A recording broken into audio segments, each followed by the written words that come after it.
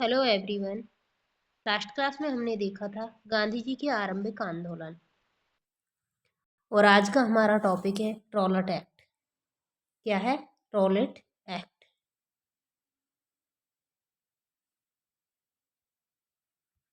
Rowlatt act तथा Rowlatt act के विरोध में जो सत्याग्रह होता है, यानी कि रॉलेट एक्ट का जो विरोध होता है उसे बोलते हैं रॉलेट एक्ट सत्याग्रह।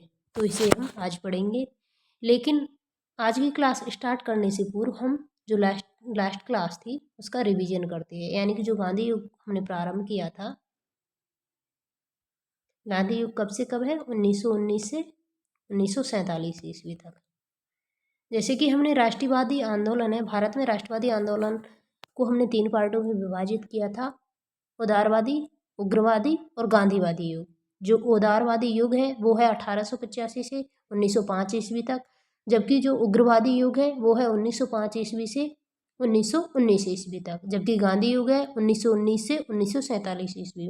जो गांधी युग है उसमें हमने सबसे पहले देखा था, गांधी युग के अंतर्गत जो फर्स्ट क्लास थी उसमें हमने पहले देखा था गांधी जी का जीवन परिचय, गांधी जी का जीवन परिचय। और सेकंड क्लास में हमने देखा था क्या?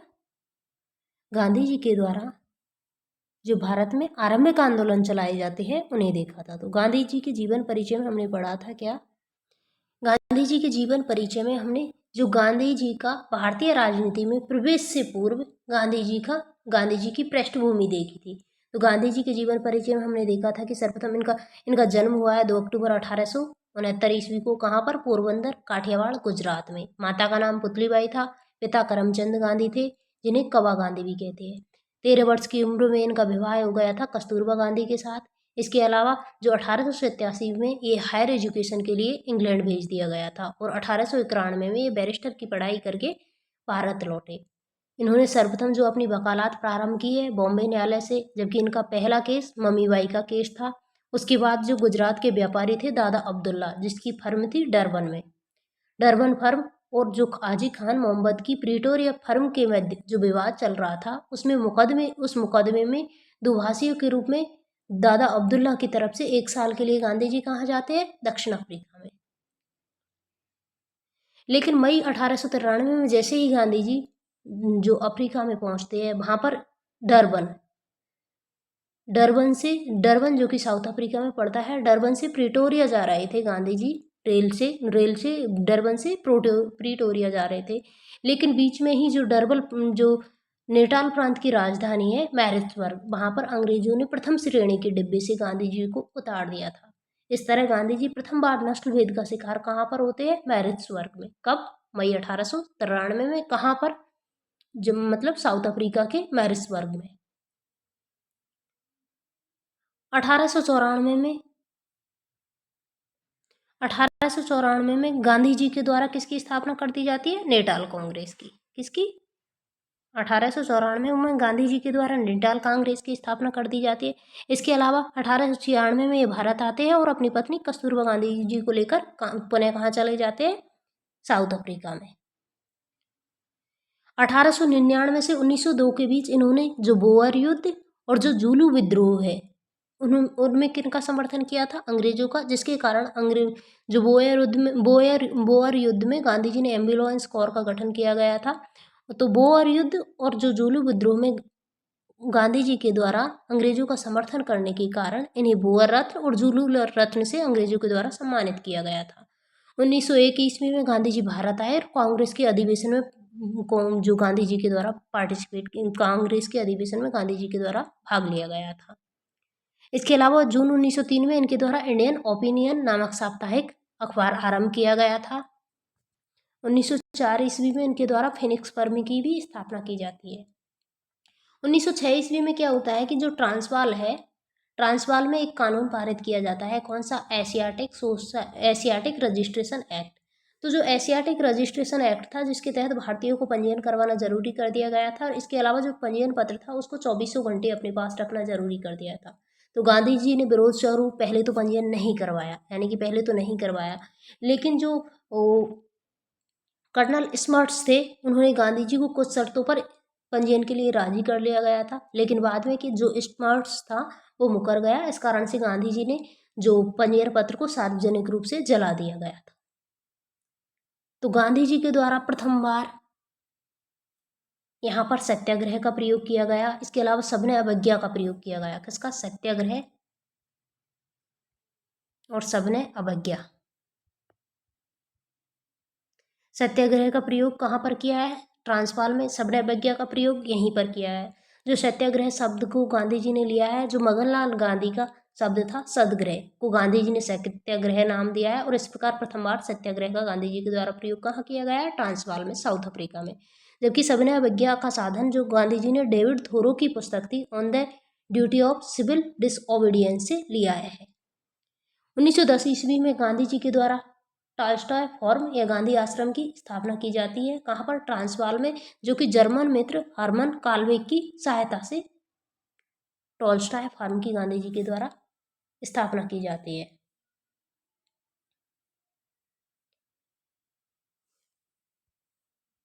इसी दौरान गांधी जी 1909 ईस्वी में कहाँ पर जाते हैं? लंदन में। वहाँ पर इन्होंने शिक्षित भारतीयों से मुलाकात की और लंदन से अफ्रीका लौटते समय इन्होंने हिंद स्वराज पुस्तक लिखी है। हिंद स्वराज कब लिखी है? 1909 ईस्वी में लंदन से दक्षिण अफ्रीका लौटते समय, जो कि प्रश्नोत्तर प्रारूप में लिखी गई है और गुजराती भाषा में लिखी, जिनका बाद में इन्होंने स्वयं ने ही अनुवाद कर दिया था। जिस समय दक्षिण अफ्रीका में एशियाटिक रजिस्ट्रेशन एक्ट का विरोध हो रहा था, उसी समय ट्रांसवाल में कुछ और नए कानून बना दिए गए थे सरकार के द्वारा, जैसे कि भारतीयों के आव्रजन पर प्रतिबंध लगा दिया गया। इसके अलावा गैर ईसाई भारतीयों के विवाह अमान्य कर दिए गए थे और जो गिरमिटिया मजदूर थे उन पर 3 पाउंड का टैक्स लगाया गया था। तो इन कानूनों के विरोध में गांधी जी ने 2000 मजदूरों के साथ ट्रांसवाल मार्च, जैसे कि यहाँ पर अपन पढ़ते हैं इंडिया में कौन सा? दांडी मार्च। उसी प्रकार से गांधी जी ने दक्षिण अफ्रीका में किया है ट्रांसवाल मार्च, जो कि कैसल से ट्रांसवाल के बीच किया था, जिसके कारण कस्तूरबा गांधी को गिरफ्तार कर लिया गया था और उसके बाद गांधी जी को भी गिरफ्तार कर लिया गया। जैसे ही गांधी जी के द्वारा ये विरोध या प्रतिरोध किए जाते हैं, तो उसकी प्रतिक्रिया स्वरूप क्या हुआ है? उसकी प्रतिक्रिया स्वरूप गोखले, जो गोपाल कृष्ण गोखले थे, जो कि एक भारतीय नेता है, उदारवादी नेता, उन्होंने एंड्रयूज और पियर्सन को दक्षिण अफ्रीका भेजा। इसके अलावा जो हार्डिंग ने आलोचना करते हुए कहा था कि कोई भी सभ्य देश ऐसे अत्याचार को सहन नहीं करेगा तथा इसकी जांच हेतु बेंजामिन रॉबर्टसन को अफ्रीका भेजा। गांधी, हार्डिंग, एंड्रयूज और गोखले के प्रयासों व दबावों के कारण उक्त कानून सरकार को वापस लेने पड़े। कब? 1914 ईस्वी में। जुलाई 1914 में गांधी जी ने अफ्रीका छोड़ दिया तथा वे लंदन चले गए थे। लंदन में इन्होंने गोपाल कृष्ण गोखले से भेंट की और उन्हें अपना राजनीतिक गुरु स्वीकार कर लिया था। और गोखले ने गांधी जी को 2 बातें बताई। कौन कौन सी? 1 वर्ष तक केवल सुनना है, यानी कि कान खुले और मुंह बंद। जबकि दूसरी बात थी कि भारत भ्रमण करना है और भारत की समस्याओं को जानना है, जिससे कि जन समर्थन जुटाया जा सके। 9 जनवरी 1915 को गांधी जी भारत लौटे तथा अपना आवास अहमदाबाद के निकट किसको बनाया है? कोचरब। गांधी जी के द्वारा भारत में पहला आश्रम कौन सा है? कोचरब आश्रम, जिसे 1917 में साबरमती आश्रम में ट्रांसफ़र कर दिया, यानी कि स्थानांतरण कर दिया। 1915 ईस्वी में हरिद्वार के कुंभ मेले में गांधी जी के द्वारा पार्टिसिपेट किया गया है और स्वामी श्रद्धानंद से भेंट की। स्वामी श्रद्धानंद कौन थे? एक आर्य समाजी नेता थे। 4 फरवरी 1916 ईस्वी को गांधी जी के द्वारा बनारस हिंदू विश्वविद्यालय के शिलान्यास कार्यक्रम में आमंत्रित किए गए। यहाँ पर गांधी जी का पहला सार्वजनिक पदार्पण था। गांधी जी का पहला सार्वजनिक पदार्पण कहाँ पर होता है? बनारस हिंदू विश्वविद्यालय के शिलान्यास कार्यक्रम में। 1 साल के लिए गांधी जी भारत भ्रमण किया और लोगों की समस्या को जाना। ये हमने पढ़ा था गांधीवादी युग की प्रथम क्लास में। नेक्स्ट क्लास में हमने देखा था गांधी जी के प्रारंभिक आंदोलन। जो गांधी जी के प्रारंभिक आंदोलन है, उनमें हमने पहला देखा था चंपारण किसान आंदोलन, दूसरा देखा था अहमदाबाद मिल मजदूर आंदोलन और तीसरा देखा था हमने खेड़ा किसान आंदोलन। तो जो चंपारण किसान आंदोलन था, उसका कारण क्या था? चंपारण किसान आंदोलन का कारण ये था, जो यूरोपियन बागान मालिक थे, जिन्हें यूरोपियन नील भी कहा जाता है, उन्होंने किसानों से तिनकठिया पद्धति यानी कि जो किसानों से एक अनुबंध किया था, जिसके तहत किसानों के द्वारा जो 3/20 भूमि पर नील की खेती करना अनिवार्य कर दिया गया था। लेकिन क्या हुआ था, जर्मनी में कृत्रिम नील विकसित कर ली गई थी, कृत्रिम नील का विकास कर लिया गया था, जिसके कारण जो नील की मांग बाजार में कम हो गई थी। तो जो यूरोपियन बागान मालिक थे, उन्होंने नील की खेती मतलब यूरोपियन बागान मालिक भी नील की खेती बंद करना चाहते थे और किसान इससे पहले ही परेशान थे। लेकिन जो यूरोपियन बागान मालिक थे, उन्होंने किसानों की मजबूरी का फायदा उठाते हुए जो कर थे, जो टैक्स थे, उसमें वृद्धि कर दी किसानों की। इसके अलावा जो जमींदार वर्ग अपने खेतों में बिना मेहनताना दिए या बिना मजदूरी दिए किसानों से कृषि करवा रहे थे और किसान अत्यधिक ऋणग्रस्त तथा आर्थिक दुर्गति के शिकार थे।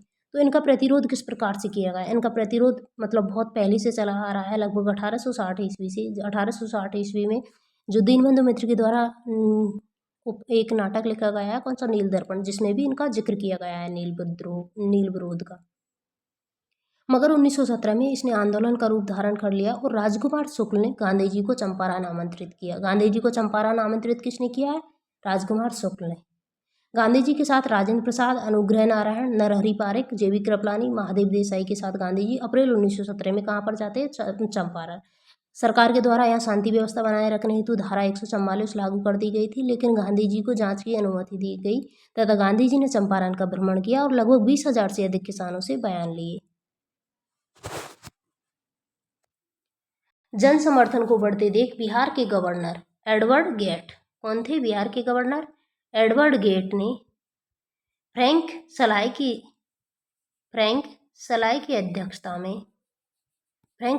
अध्यक्षता में तथा टेनर को सचिव बनाया गया था। फ्रैंक सलाय की अध्यक्षता में तथा टेनर की सचिवता में एक जांच कमेटी स्थापित की, जिसमें गांधी जी को भी सदस्य बनाया गया।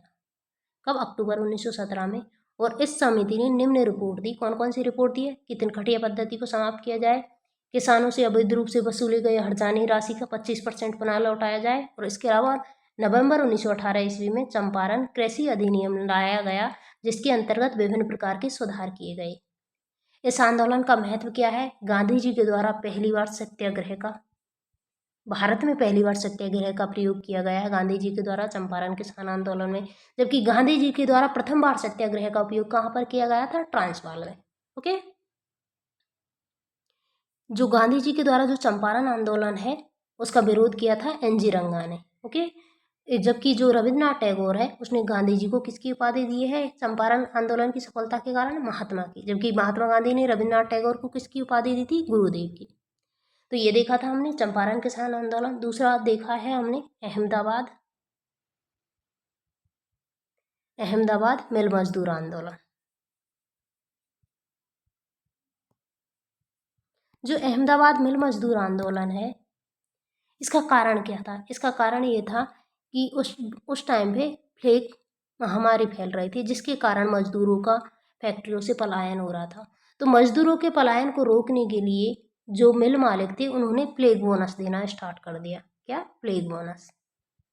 प्लेग बोनस देना स्टार्ट कर दिया। लेकिन जैसे ही प्लेग का प्रकोप समाप्त होता है, कम होता है, तो मिल मालिकों ने जो प्लेग बोनस दे रहे थे उसको हटाने का निर्णय किया।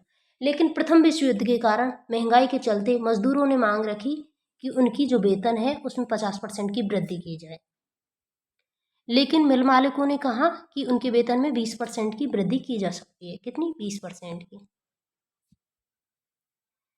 तो पहले इसका नेतृत्व कर रही थी कौन? अनसुईया बेन कौन है? अंबालाल साराभाई की बहन। जो अंबालाल साराभाई कौन थे? मिल मालिक थे। जो अनसुईया बेन ने पहले इसका नेतृत्व किया था और बाद में अनसुईया बेन ने गांधी जी को अहमदाबाद मिल मजदूर आंदोलन के लिए आमंत्रित किया था। 15 मार्च 1918 को गांधी जी ने इस आंदोलन में नेतृत्व अपने हाथ में ले लिया और इसी दिन गांधी जी ने भूख हड़ताल आरंभ कर दी। क्या? भूख हड़ताल। जो भूख हड़ताल आरंभ की है गांधी जी के द्वारा 15 मार्च 1918 ईस्वी को,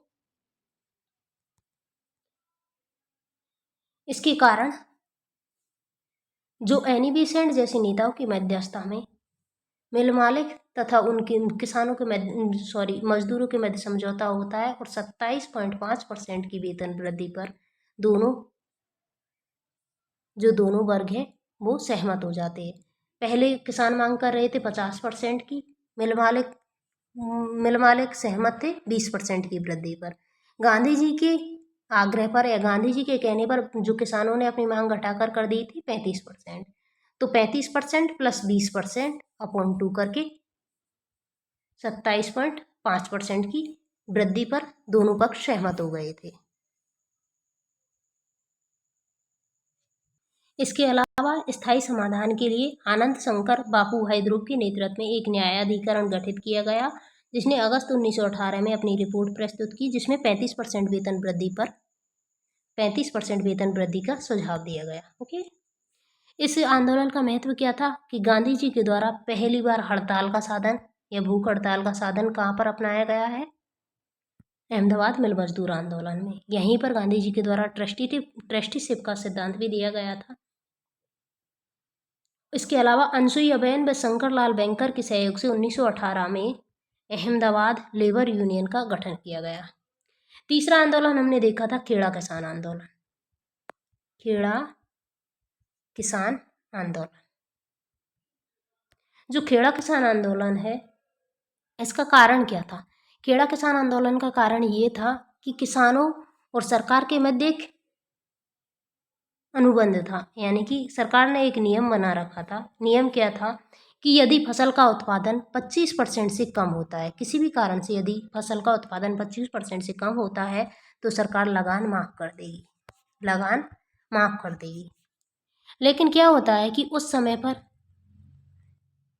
जो फसलें खराब हो चुकी थी, इसके अलावा अकाल की स्थिति थी और प्लेग का प्रभाव था तथा वर्ल्ड वार प्रथम के कारण महंगाई अपनी चरम सीमा पर थी तथा जो सरकार के जो अधिकारी थे उन्होंने गलत रिपोर्ट पेश की थी कि जो उत्पादन 25% से अधिक हुआ है और जो किसानों से टैक्स वसूल रहे थे, यानी कि किसानों से लगान वसूल रहे थे। तो इनका विरोध किया है किसानों के द्वारा किसके नेतृत्व में? मोहनलाल पंड्या, उसके अलावा शंकरलाल पारिख और मोहनलाल पंड्या के नेतृत्व में जो लगान वसूल रहे थे उनका विरोध किया गया है। कहाँ से? कापड़गंज इलाके, जो कि गुजरात में पड़ता है। नवंबर 1917 से लगानबंदी आंदोलन आरंभ किया गया था, यानी कि जो लगान के विरोध में लगानबंदी आंदोलन प्रारंभ किया गया था नवंबर 1917 से मोहनलाल पंड्या और शंकरलाल पारिख के नेतृत्व में। जनवरी 1918 ईस्वी में गुजरात सभा के द्वारा गांधी जी को जो खेड़ा किसान आंदोलन था उसमें आमंत्रित किया। गांधी जी को चंपारण किसान आंदोलन में राजकुमार शुक्ल के द्वारा आमंत्रित किया गया है। अहमदाबाद मिल मजदूर आंदोलन में अनसुईयाबेन के द्वारा आमंत्रित किया गया है। जबकि जो खेड़ा किसान आंदोलन है उसमें किसने आमंत्रित किया था? गुजरात सभा के द्वारा। 22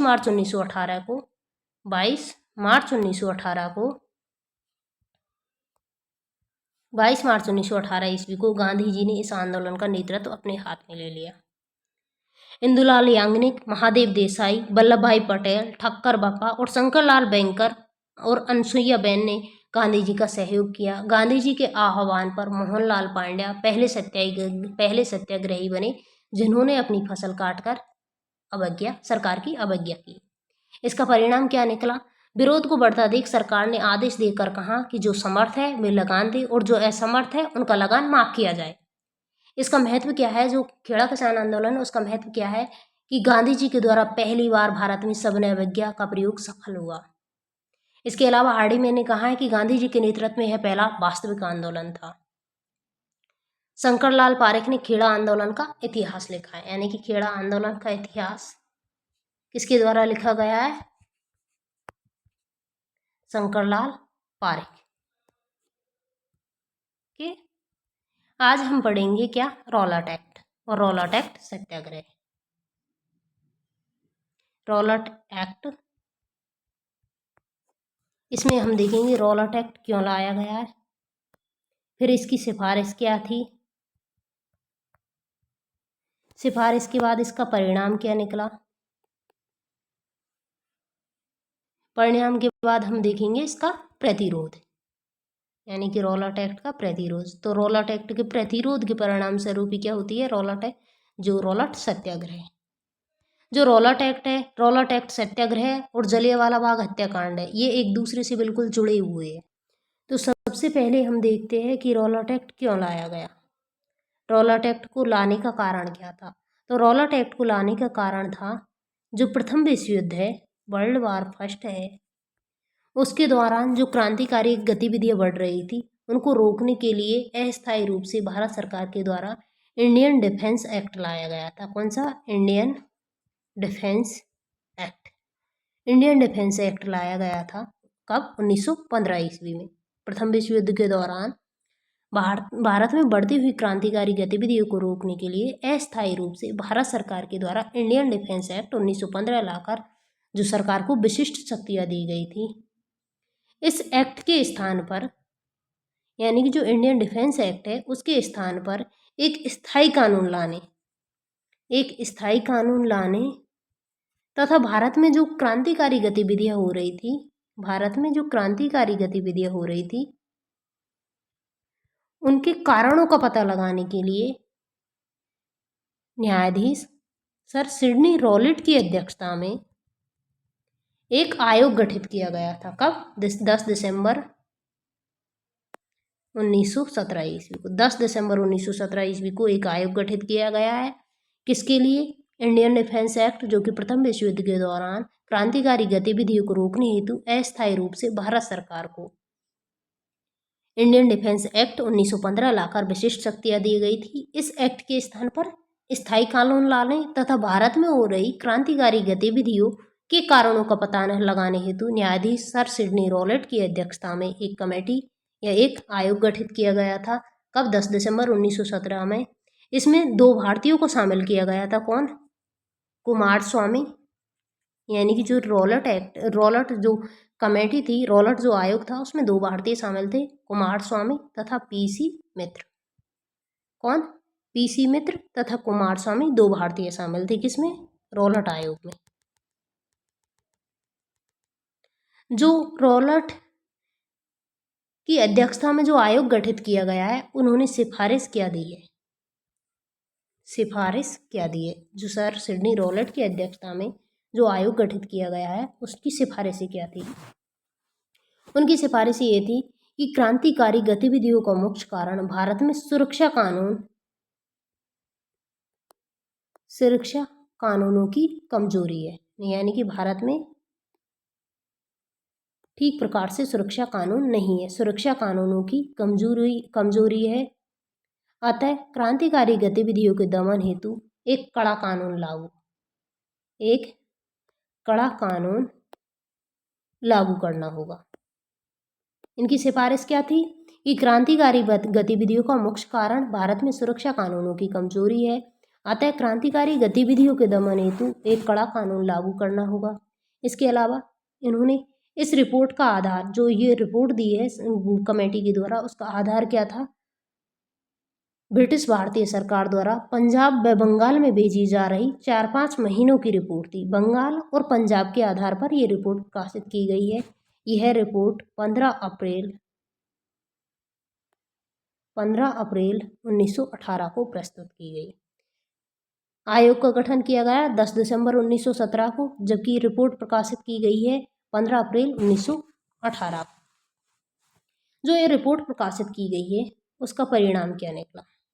इस रिपोर्ट को प्रकाशित करने का परिणाम ये निकला कि इस रिपोर्ट के आधार पर 2 विधेयक लाए गए। कौन कौन से? एक है the anarchical and revolution crime bill.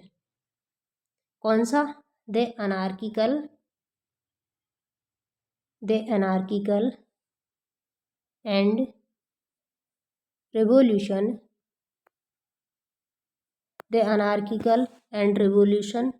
Crime act या बिल नंबर 1 है, जिसको कहते हैं बिल नंबर 1। यानी कि इसके द्वारा 2 विधेयक लाए गए थे। कौन कौन से? The anarchical and revolution crime bill, इसे बोलते हैं बिल नंबर 1।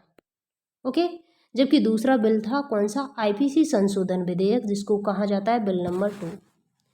जो बेसिकली जो रॉलेट एक्ट जिसे हम कहते हैं वो बिल नंबर 1 ही है, क्योंकि बिल नंबर 2 है उसको निरस्त कर दिया जाएगा आगे जाकर।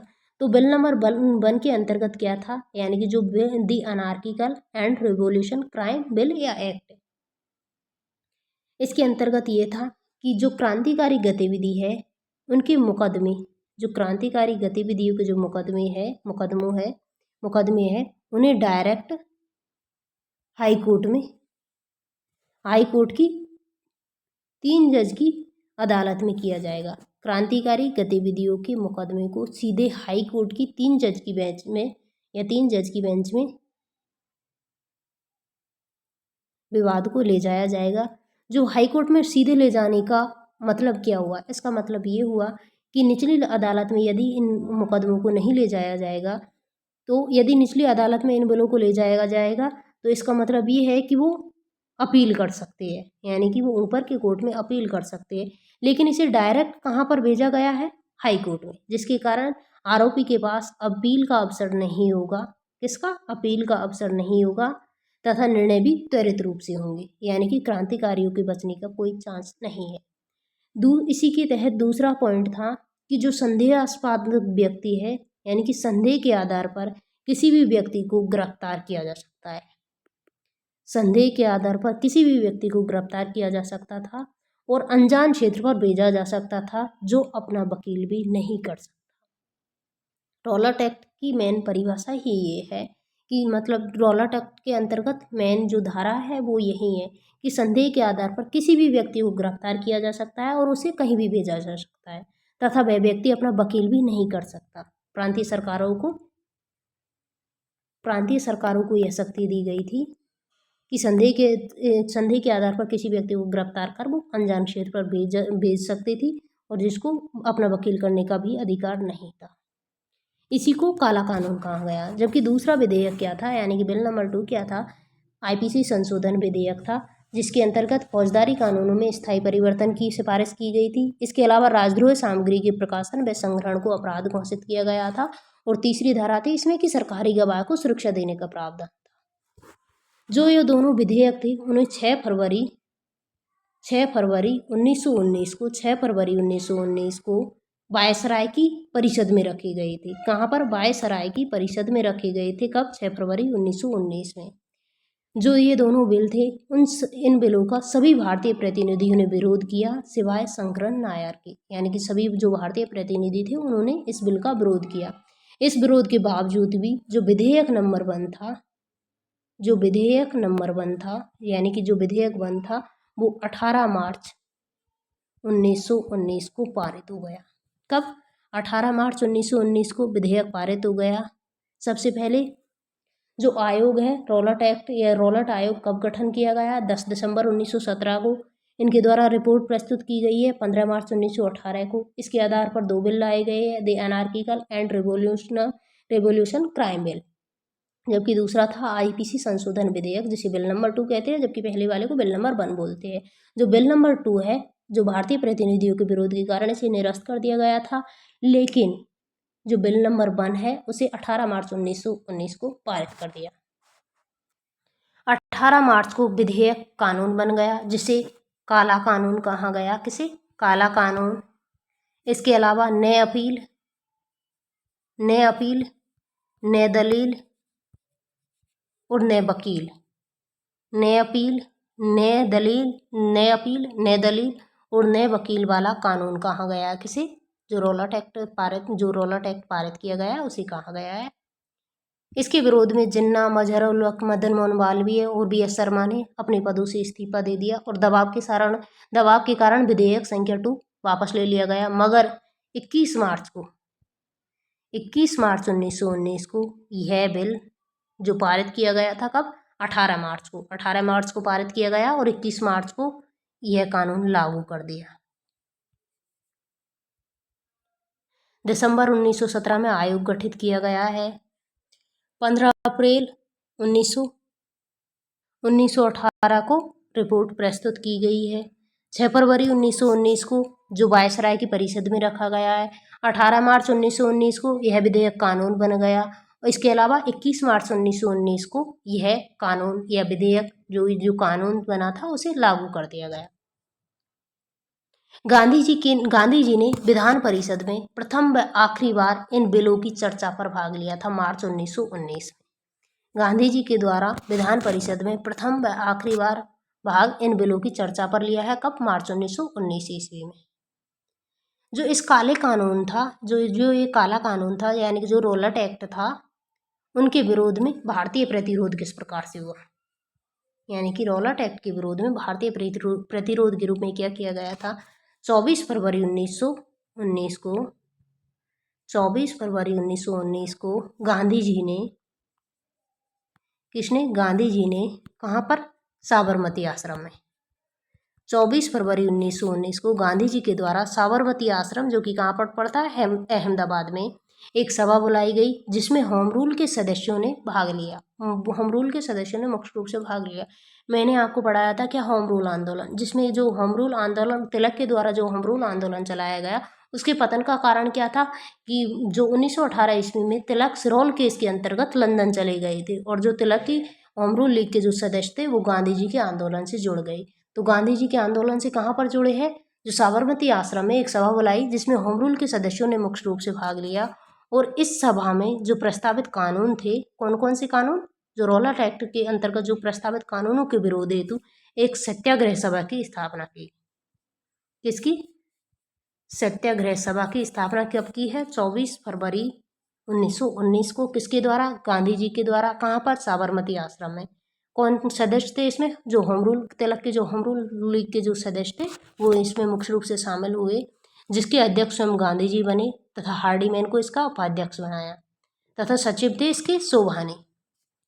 इस मंच के जरिए जनमत जुटाने हेतु गांधी जी ने प्रमुख नगरों की यात्रा की। जो सत्याग्रह सभा जिसकी स्थापना की गई है गांधी जी के द्वारा 24 फरवरी 1919 को, कहाँ पर? साबरमती आश्रम में। सत्याग्रह सभा के कार्यक्रम क्या थे? यानी कि एक सभा का गठन किया गया, फिर उसके कार्यक्रम तय किए गए थे। कार्यक्रमों में क्या क्या तय किया गया था कि जो स्वयं सेवक है, जो कि सत्याग्रह में पार्टिसिपेट करना चाहते हैं, जो स्वयं सेवकों को जो सरकार के द्वारा प्रतिबंधित पुस्तकें थी, उन्हें सार्वजनिक रूप से बेचकर गिरफ्तारी देना। प्रतिबंधित पुस्तकों को सार्वजनिक रूप से बेचकर गिरफ्तारी देना स्वयंसेवकों द्वारा। कब? 23 से 25 मार्च के बीच। इसके अलावा जो 30 मार्च 1919 को देशव्यापी उपवास व प्रार्थना के द्वारा सद्बुद्धि की प्रार्थना करना, यानी कि 30 मार्च जो कि रविवार का दिन था, देशव्यापी उपवास व प्रार्थना के द्वारा सरकार को सद्बुद्धि की प्रार्थना करना। लेकिन आगे क्या किया था? कार्यक्रम में चेंज कर दिया गया था। कार्यक्रम में चेंज क्या किया गया था? जो 30 मार्च की डेट थी उसे चेंज करके कर दिया गया था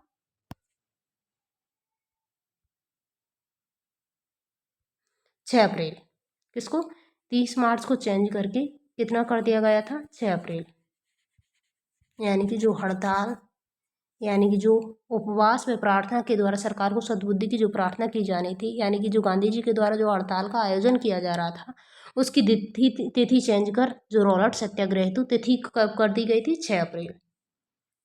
लेकिन क्या हुआ था उस समय? सूचना के इस प्रकार वर्तमान समय की तरह संचार के साधन नहीं थे। इस कारण से जो सूचना के अभाव के कारण कई स्थानों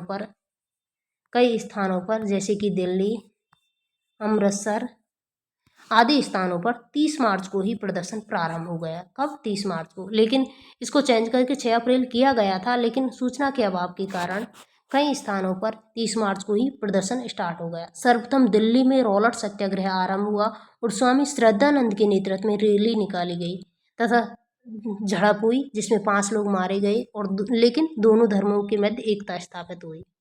दोनों धर्म यानी कि हिंदू और मुस्लिम दोनों धर्मों के मध्य एकता स्थापित हुई। जो गांधी जी के द्वारा जो रॉलट एक्ट सत्याग्रह चलाया गया था, इसमें गांधी जी का साथ किसने दिया और गांधी जी का विरोध किसने किया था? गांधी जी का साथ दिया था तिलक ने, इसका पूर्ण समर्थन किया।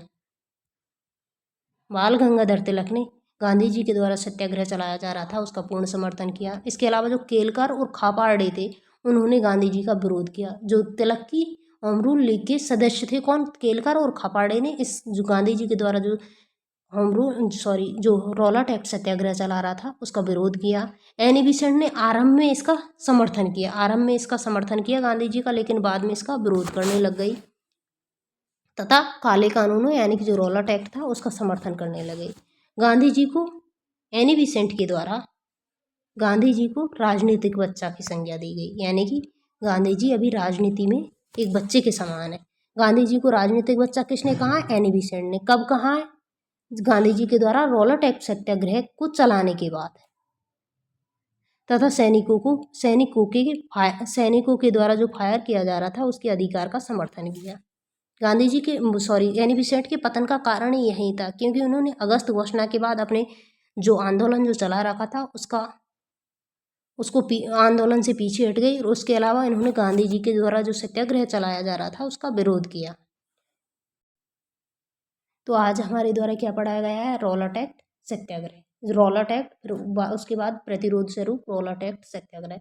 रॉलट एक्ट का कारण क्या था? रॉलट एक्ट क्यों लाया गया था? वर्ल्ड वार फर्स्ट के दौरान भारत में जो क्रांतिकारी गतिविधियां बढ़ रही थी उनको रोकने के लिए प्रथम विश्व युद्ध के समय इंडियन डिफेंस एक्ट लाया गया था 1915 में। तो उनके स्थान पर एक स्थायी कानून लाने तथा भारत में जो क्रांतिकारी गतिविधियां घट रही उनका कारण जानने के लिए न्यायाधीश सर सिडनी रॉलेट की अध्यक्षता में एक आयोग का गठन किया गया। कब? 10 दिसंबर 1917 में, जिसमें 2 भारतीय थे कौन? कुमार स्वामी और पीसी मित्र। जो इस आयोग के द्वारा सिफारिश कौन कौन सी दी गई है? इस आयोग के द्वारा सिफारिश दी गई थी कि जो क्रांतिकारी गतिविधियों का मुख्य कारण क्या है कि भारत में सुरक्षा कानूनों की कमजोरी है, अतः क्रांतिकारी गतिविधियों के दमन हेतु एक कड़ा कानून लाया जाए। यह रिपोर्ट प्रकाशित की गई है 15 अप्रैल 1918 में। 15 अप्रैल 1918 को रिपोर्ट प्रकाशित की गई है। आयोग का गठन किया गया है 10 दिसंबर 1917 को। जो इनके द्वारा जो सिफारिश की गई है उसका परिणाम क्या निकला है? उसके द्वारा 2 विधेयक लाए गए थे। सरकार के द्वारा 2 विधेयक लाए गए हैं। कौन कौन से? एक विधेयक, फर्स्ट विधेयक था the anarchical and revolution crime act, जबकि दूसरा था आईपीसी संशोधन विधेयक। जो बिल नंबर 1 था वहीं आगे चलकर रॉलट एक्ट बना। रॉलट एक्ट जो बिल नंबर 1 क्या था कि क्रांतिकारी गतिविधियों को मुकदमे को सीधे हाई कोर्ट में ले जाया जाएगा 3 जजों की बेंच के सामने, जिससे कि आरोपी को अपील का अवसर नहीं मिलेगा तथा निर्णय भी त्वरित रूप से होगा। इसके अलावा दूसरी धारा थी इसमें कि संदेह के आधार पर किसी भी व्यक्ति को गिरफ्तार किया जा सकता है और अनजान क्षेत्र पर भेजा जा सकता है, जो अपना वकील भी नहीं कर सकता। इस कानून को कहा गया है काला कानून। ये जो शक्ति दी गई थी प्रांतीय सरकारों को दी गई थी। 6 फरवरी 1919 को यह विधेयक कहाँ पर रखा है? वायसराय की परिषद में।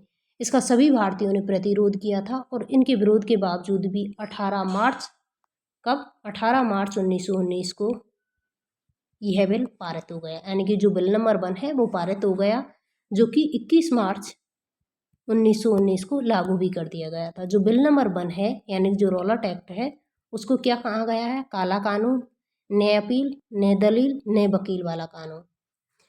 गांधी जी के द्वारा विधान परिषद में प्रथम व आखिरी बार भाग इन बिलों की चर्चा पर मार्च 1919 में लिया गया था।